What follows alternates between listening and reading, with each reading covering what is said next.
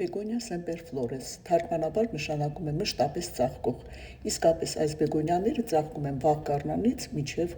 ուշ աշուն, մինչև ձմեռ։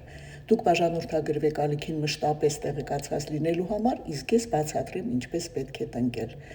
Նախ հանում ենք ծաղկամանից թաղարը շրջելով, որպեսզի արմատավզիկը չվնասենք, տնկում ենք փափուկ բերի հողում, թույլ թթվային, եթե այդպիսին չի, երբեմն կարող եք ջրել քացախաջրով կամ լիմոնաջրով։ Տեղը հարկավոր է ընտրել այնպիսի, որ լինի կամ կիսաստվեր, կամ ցրված լույսով տեղ, որովհետև արևի ճառագայթներից տերևները կարող են այրվել։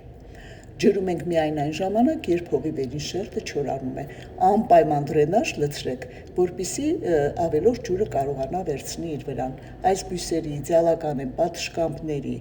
ծաղկաթմբիկների, ինչպես ծաղկաեզրերի ձևավորման համար։ Ձմռանը կարող եք ներս բերել,